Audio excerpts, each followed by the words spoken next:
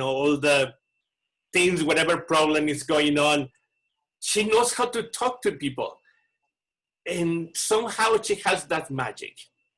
So Hulda, I just start with again with a simple, who is Hulda Brown? How will you describe yourself? Well, when I meet people that I have, and when I'm talking on the phone to people I have not seen before, and I'm about to meet them, tell them to look for a little old lady with a face full of wrinkles, a head full of gray hair, store-bought eyes, teeth, and legs. You know why? What? That way I sit across the room and watch them look for me. But I am a 76-year-old grandma, very proud to be here. I have 2 granddaughters, 31 and 35. I have 2 sons, 51 and 54. I'm 76 years old, and I am so proud to be here because I did not have to make it. There are a lot of people that went before me. I'm just a person who's out. I'm not looking for fame. I'm not looking for glory. I'm not looking for money. I'm looking to help other people understand that they are not in this alone. Mm-hmm. There are a lot of us out there that feel the same way as they do, even though they may not say it. As I know I was one of those people. Where were you born, my love? I was born in Chicago, Illinois. Oh. Yes, I stayed there for 33 years, something like that. But I've been here over half my lifetime.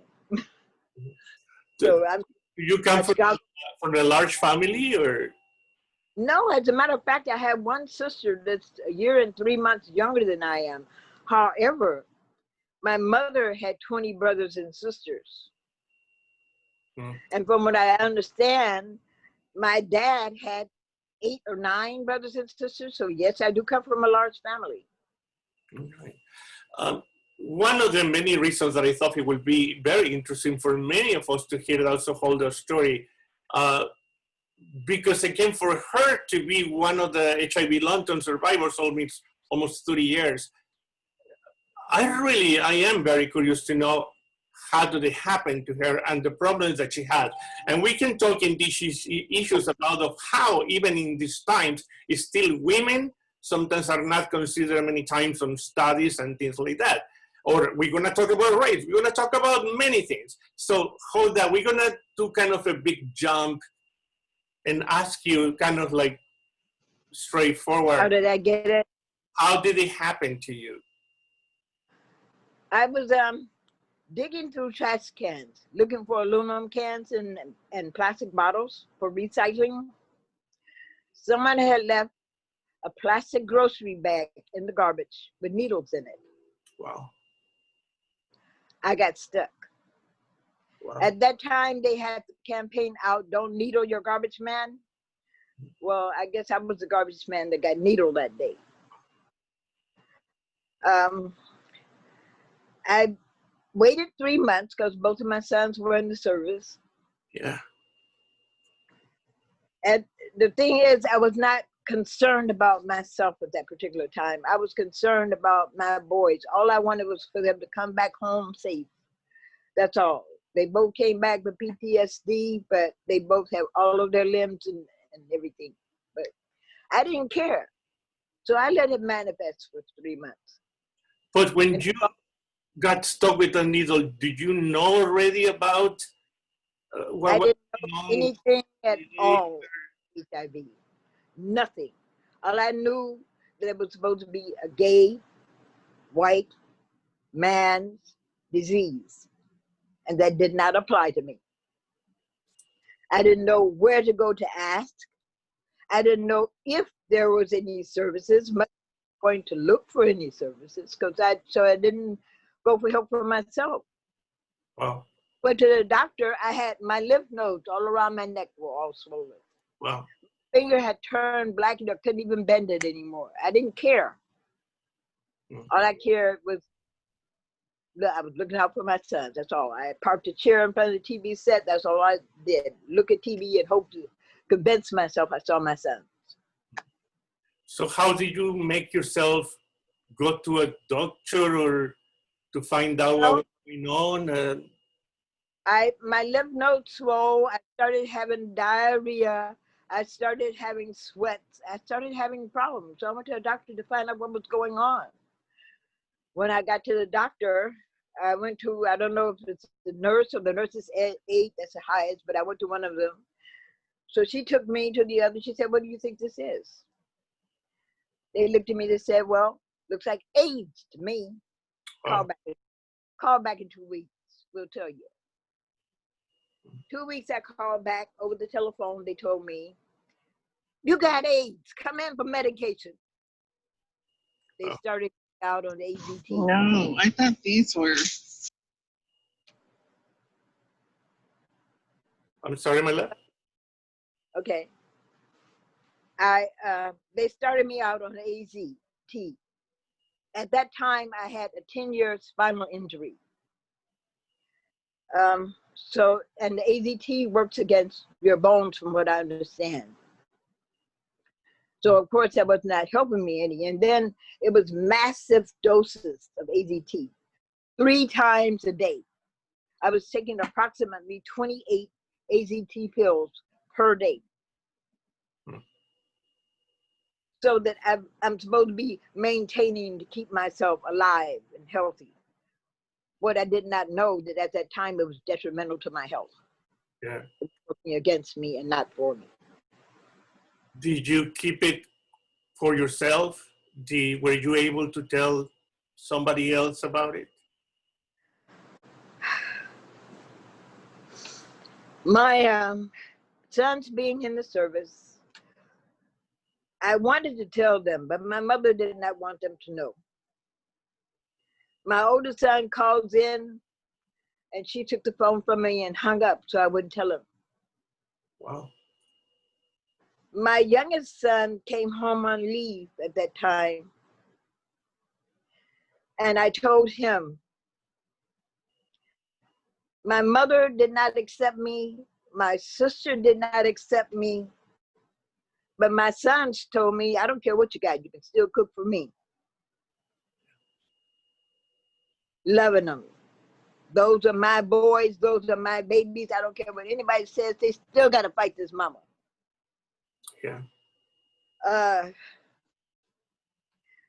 Those are the only ones that I have, other than the HIV community, that I have felt really accepted with. I can talk to my boys about anything. I'm glad. It just makes me grateful to be here and to be able to pass on information to someone else to help them the way they helped me. As you were saying, I know sometimes it's difficult to go back to those moments, but yes, in the late 80s or early 80s and early 90s, it was difficult for everyone, of course, but still many people, as you said, thought it was just a gay disease. Yes. Were you able to find at all any place or any Oh, yes. women hiding or whatever in those days? Well, you know what? At that time, I started going to the AIDS Foundation. Okay. They introduced me to Rebecca Dennison, founder of World. Okay. I didn't know anyone. I didn't wish to know anyone. I was such an introvert at that time, I couldn't string 2 words together at one time. You speak to me like, Hulda? Hello, Hulda. Hi. How are you doing? That was the extent of my conversation. I didn't know it was supposed to be a gay white male disease. I wasn't supposed to have it. I'm not gay. I'm not white. I'm not male. Why do I have HIV? Yeah. Maybe it was a mistake. No, it wasn't a mistake. I'm still here. Yeah. you're still here, my love, and you're still doing battle and teaching and sharing and all those different things. There's so many levels again of things that you're mentioning again. The fact of being a woman, the fact of being straight, the fact of being not a male, and the race factor also. Also, an African American woman, did you feel also that nobody wanted to talk, or people were talking about it, about these issues, even men?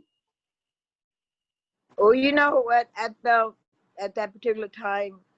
During the time I was growing up, my mom told me I was the ugliest thing on the face of this earth. Nobody wanted to look at me, listen to me, or talk to me. My mother told me that. Wow. So I didn't feel that I had the right to ask questions. I was supposed to accept whatever it was that was given to me. That's how I felt at that particular time. And I want other people to know that, I try not to ostracize people because they may have a drug habit or alcohol habit. You never know why they do what they do. Yeah. It could be, you never know what the motivation is. It could be family, it could be health, it could be many things. But we try to help each other as much as we possibly can. Yeah.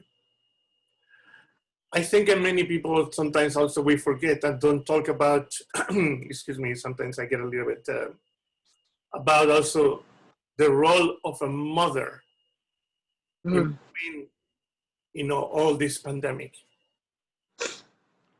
The role of a mother is that you want to take care of everybody else except yourself. That's motherhood.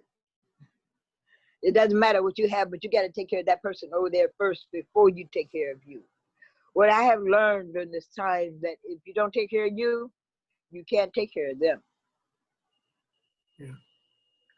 What do you think sparkled from who you say it was a shy woman to who I know or hold that now, that maybe you're still part shy inside, but yes. I think it really changed that inside you?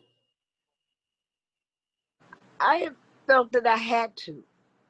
I mean, they say, the way I heard it is that a closed mouth don't get fed. How am I going to find out about the programs that are out there? How am I going to find out about the services that I need? What am I going to do? I'm going to just sit here and die, or am I going to get up and do something about it? I chose to move. Yeah. This is also another of the many difficult things. And again, all of you who are listening, if any time you want to say something, or just please let me. It's about the health issues that we go through, the medicines that we take. The first medicine that you remember taking, do you remember having side effects or that making you feel sick? I was always tired. I was always lethargic. I never wanted to do anything.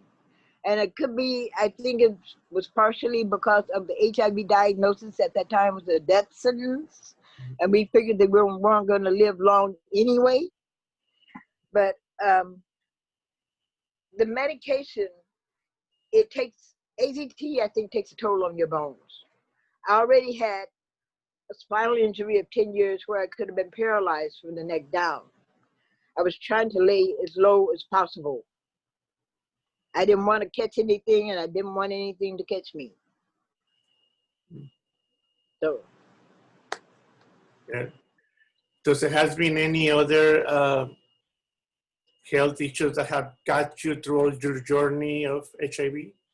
Oh, fatigue, neuropathy. I could go on, but loss of attention, the loss of speaking for myself, the loss of my attention span, the loss of mobility, my energy level has gone down. My appetite has changed even. There are a number of things that go along with being HIV positive that don't show on the outside, the things that you cannot see.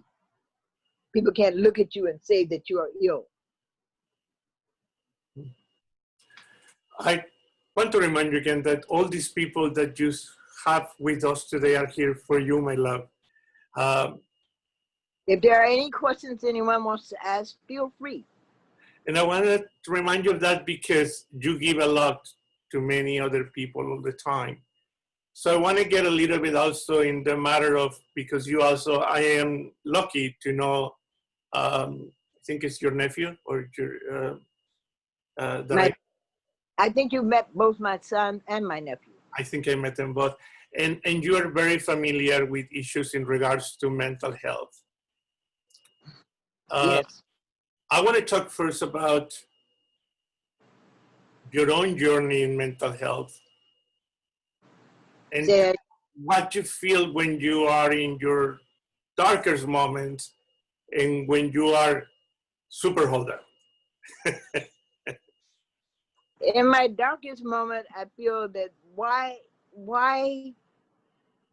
am I here? I mean, what purpose do I serve on this planet? What am I here to do? I feel that I am, in my darkest moment, I feel that I am unworthy. That that there are more people out there that are more worthy of accepting the praise, the good feelings of someone telling them, hey, yeah, you're okay. Yeah, we know that you're HIV positive, but that's fine. I still love you. Yeah. You're surprised at how many people are not associated with family, have been cut off from their family for years. So we had to develop a new family. We have our HIV community is a family in itself.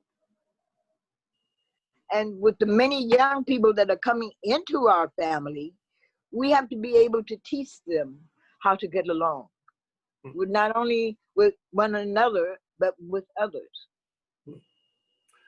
I think many times when we see advocates or people in social media or people in conferences, we know very little about the person. And I wanted to ask you, you will not mind also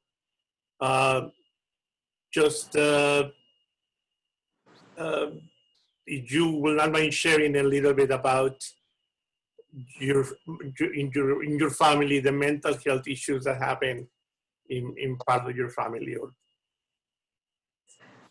Well, my nephew is considered to be emotionally disturbed. That's not something that he was born with. It was something that was created.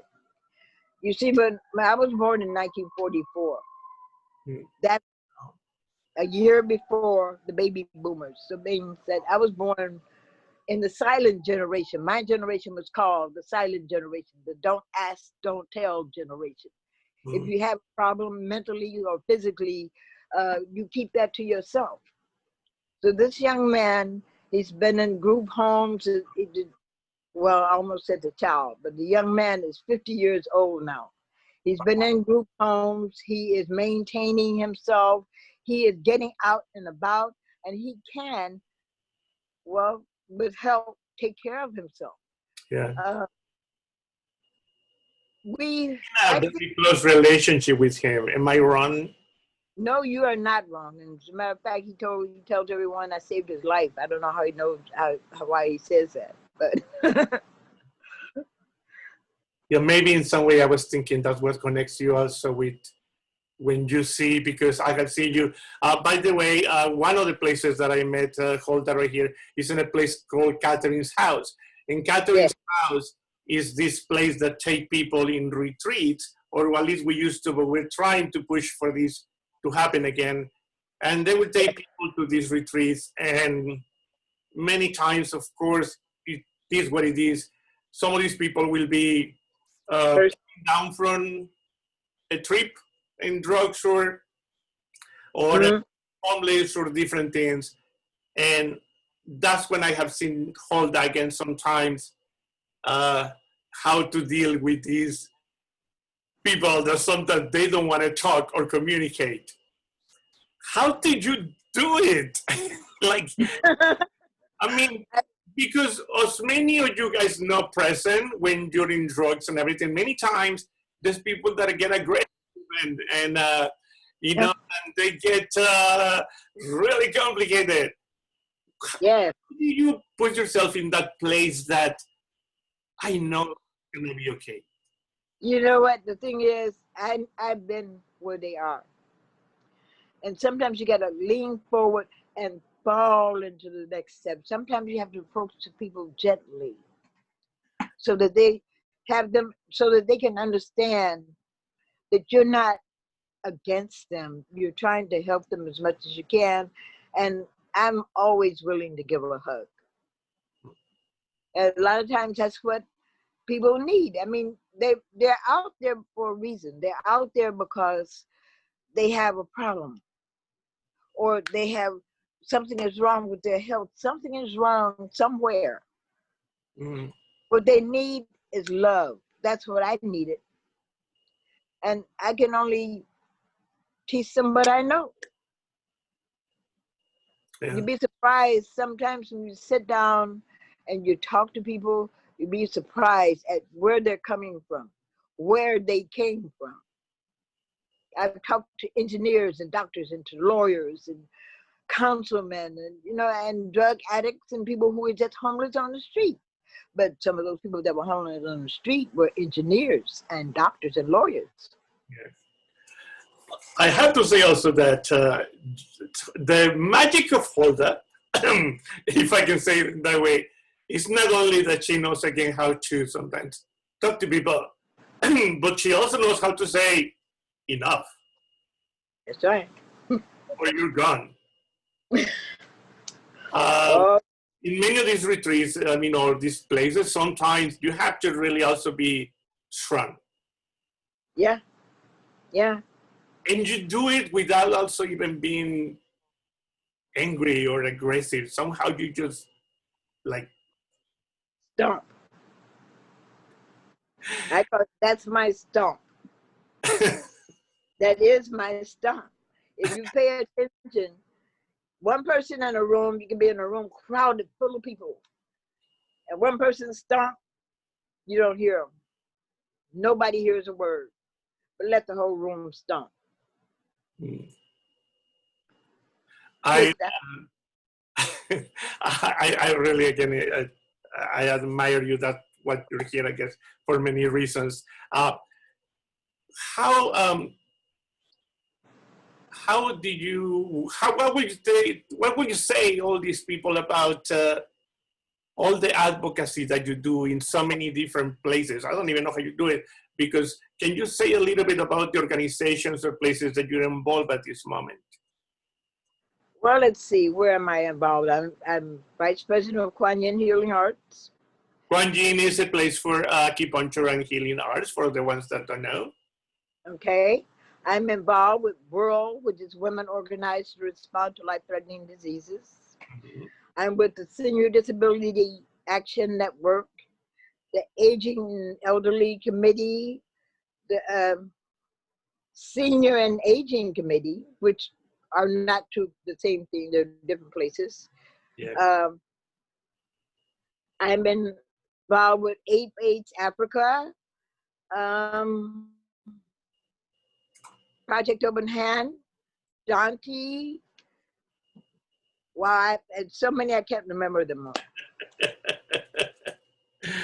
Yeah. So you also, I'm out there. and you forgot also about the Golden Compass in the General Hospital that you seem to. Did not, believe me, I did not forget. Golden Compass. We have the 486. we had the first question of the night that maybe other people will come up. I also want to give a chance to people to talk to you directly, because again, for me, this is about honoring you more than anything at this moment. But we have the first question of the night, and it says, you are so involved. So how do you practice self-care? I sometimes just have to steal time for myself. Go into a room, close the door, turn off the light, become untouchable. Sometimes you have to do that for the sake of your own sanity. Mm. And sometimes I just have to pretend it's okay and lean forward and fall into the next step. I have to say also, and again, I really want to give a little bit of time for the people that we're here to talk to Huldah. Because one of the things that I know Huldah for also is, oh my God, some of those outfits, like from head to toe. I saw her once in this almost like a Catwoman outfit, red with her glasses and everything, looking fine.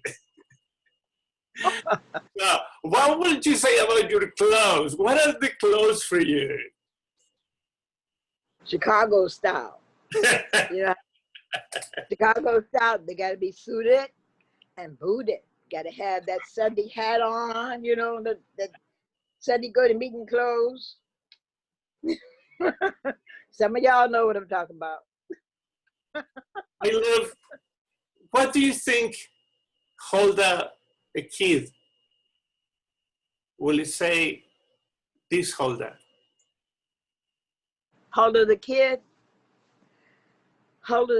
would say, Huldah, grow up. The world does not revolve around you. There are other people out there that need help much more than you do, and there are people who are in a lot worse circumstances. Teach and be taught. Before opening the group to participate a little bit more together, we are as many, and again, I'm honoring you also. I was told that I was part of the elders 10 years ago when I was 50. So we are in the first generations growing older with HIV. Yes. And, you know, we are in that aging process.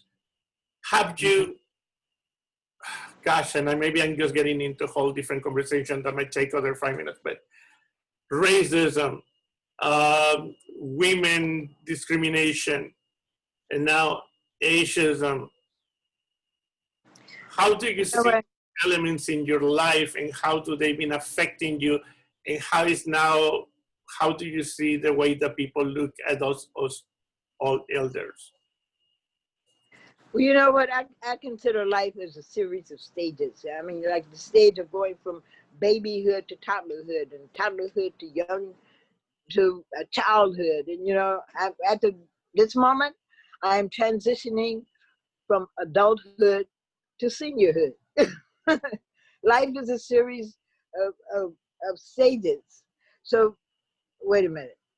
And speaking of that, that was a senior moment. What was the question? So, what am I doing here? What happened? No, Huldah, I love you, and you know that. We were talking about just that element of racism, you know, women and ageism. I'm sorry. That's something that's coming up a lot lately. Racism, Black Lives Matter. Mm-hmm. Yeah, it's true that all lives matter, but some have been through, I dare say, a little more than others. Mm-hmm. Trying to skirt around this issue a little bit. That's okay, baby. You're in friends.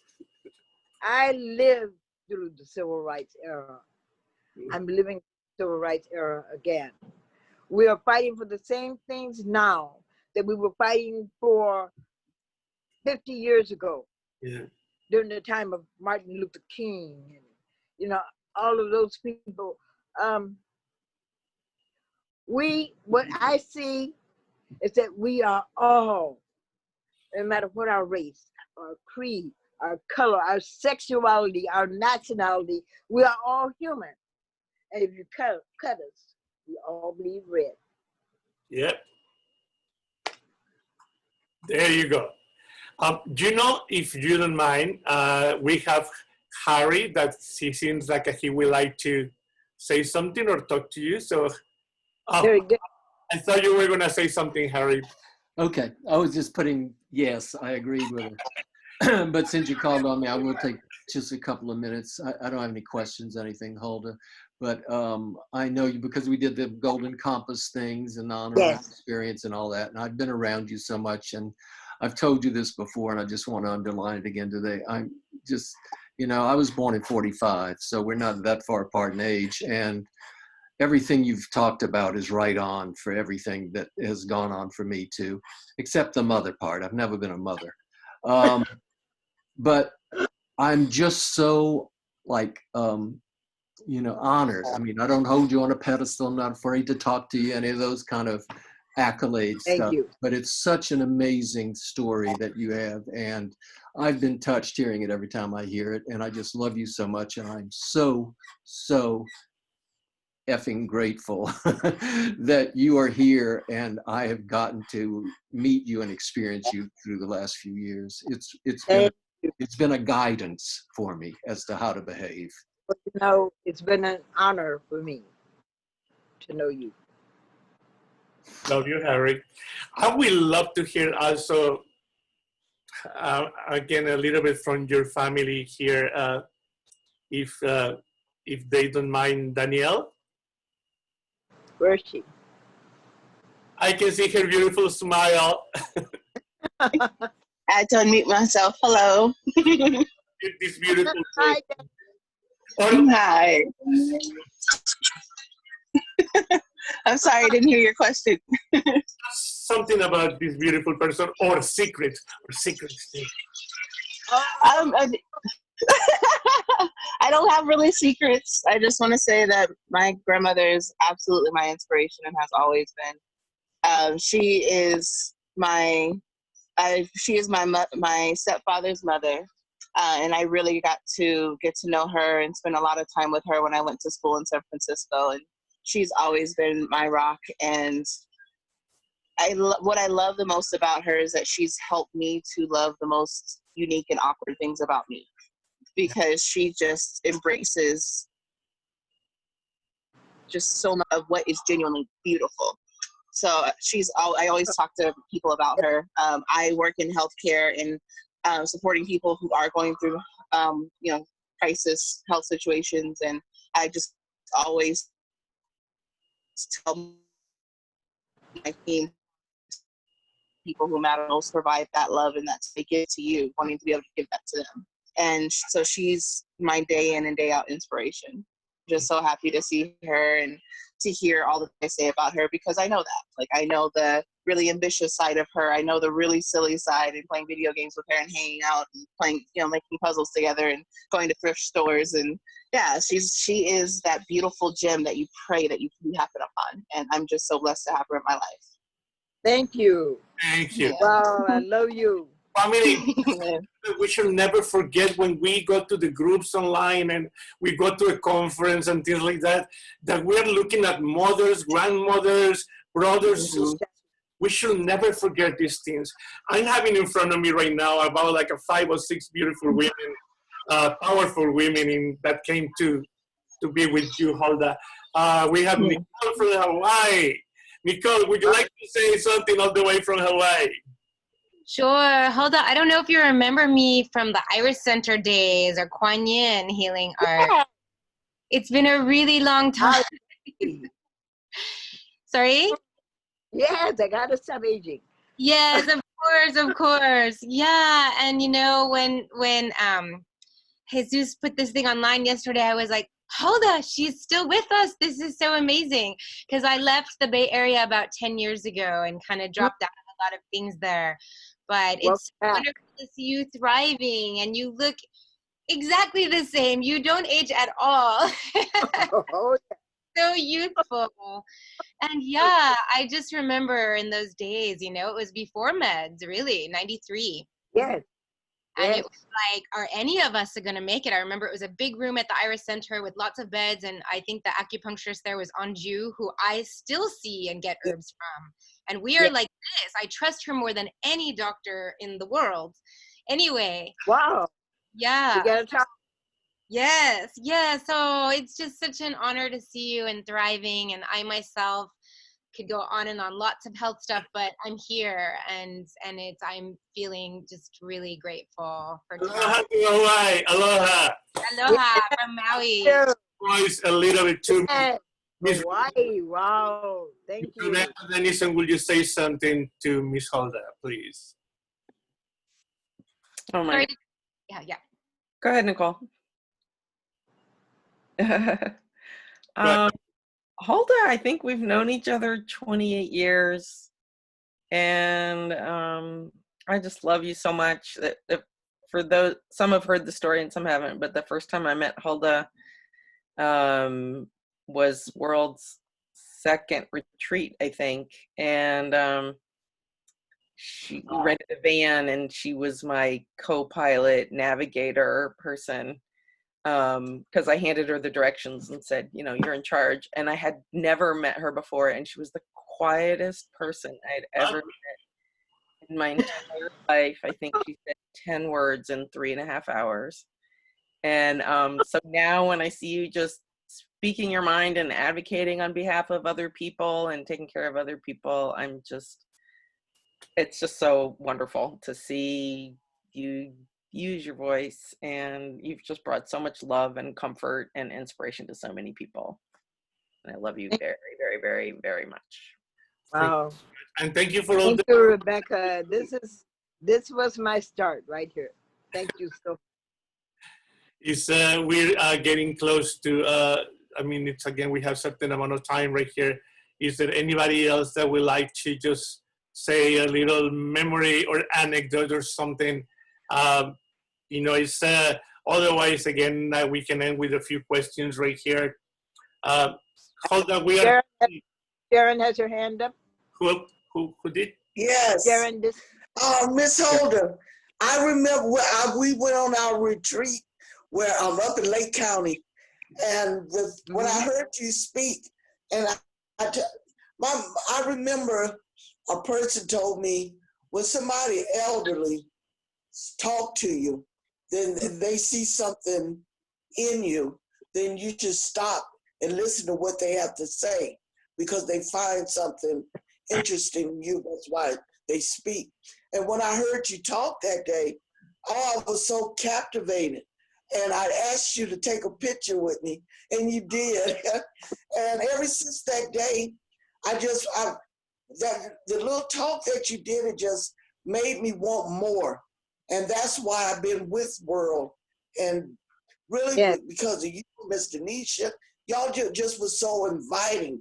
As you say, I don't have family either. So the World is my new family.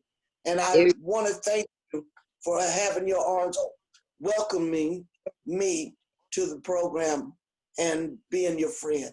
Thank you. Thank you. Welcome and thank you. I mean, come on, guys. It's like we cannot forget also about the power of women. It's like sometimes, again, there's still people that separate each other, and we want to be separate. And just hear and see and feel the beautiful energy of many of our powerful women too. And of course, we have many powerful men here too, of course. But in this moment, recognizing the female energy, and Miss Hulda, you know, I adore you. So we are about 38 million people in the world living with HIV still. What would you say to all the new? Oh, it's Miss Billy. Miss Billy wants to speak. Billy wants to speak, and she's here. Yes, Miss Billy. Well, good afternoon, everyone. And Hulda, this is one of many, many honored moments that I've been to when you have been awarded. And I just want to say congratulations and thank you. I've known you for many, many, many years, and I Yes. just want to say I'm from the old school, and I was diagnosed in 1985, May 1985. So I don't know what day you were diagnosed, but it seems like the day we're diagnosed is not the day we contracted HIV. So I'm sure I'm in the 70s somewhere. But I just want to say to you, Holder, thank you for keeping the torch lit and holding up in high esteem the charge for the Black women living with HIV. Okay. I remember, as you remember, in the early days, there was nothing for not only the Black gay people, but for Black heterosexual women, there was definitely nothing. So I just want to say you kept up the charge, and you kept up, you kept your eyes on the prize, and you are also a national treasure. And if it wasn't for women like you, who knows where the HIV epidemic would have been in helping Black women, Black people in general. I see the President Bush and Carter and Obama and all those people giving out the award, that award that they give to what you call it? I forget what that award is called. But Holder, you should be invited to Washington, and you should get that award. You really should, because we are so overlooked when it comes to anything, a national event like that. So I'm just saying, I'm giving you the award of courage and dignity from the San Francisco. I'm standing in for London Bree, honey. I'm awarding you the award for dignity and gratification and a kindness and your unselfless help throughout the years. I love you, Holder. I love you, Miss Bree. Thank you. Yes, thank you. So we're getting close to, again, I was mentioning that we're about 38 million people living with HIV. In San Francisco, 70% of the people are over 50 years old. And we know that in these times with the COVID-19, people of African-American descent and Latinos would have been more affected. Yeah. What can you say to all the people living with HIV, or to all the people now that we're being, again, becoming COVID-19, whatever message? I know that if anything, like Miss Billy said, your kindness and your love and your strength and your power, what will you say to all these people? Because we're going to send this message to other groups.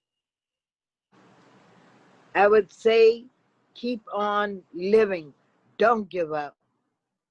We are still in this fight, and we're going to fight it until we win it. I will be fighting until the very end. Thank you, Eric. Lean forward and fall into the next step, but that's okay. When you lean and fall, you're still moving ahead if you lean forward. That's right.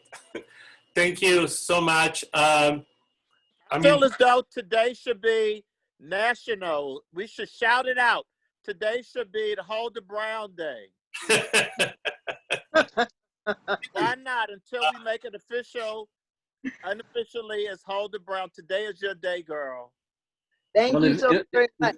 If Miss Billy says it, then it's official. Hear, hear. I feel so honored to be here in front of all of you. I want you to know that we're not in this alone. We're all in this thing together. HIV positive, HIV negative, we're still in the same boat. And about all the races together and all the people, come on. It seems like sometimes people want to divide us, and and it's about, again, working together. Neither HIV, neither COVID-19 will never end if we don't work together, if we don't work with people from Thank parts of the world, etc., etc. So is there anyone else that want to say a few last words? Because we're already close to closing the house for today. Because we're gonna be keep hearing our voices of all these beautiful people here soon. Anybody else? Yeah, Otherwise, me. I do. Harry, Paul. Paul. I remember the first time I met you, Hulda. It was at a retreat. Mhm. And for more than half the retreat, I watched you just sit and watch. And then I think it was later that next day, I sat down next to you and you told me your story. And I was amazed that this strong woman, observant woman, had to find her voice, because that's not the woman I met. Wow. You found that voice, girl.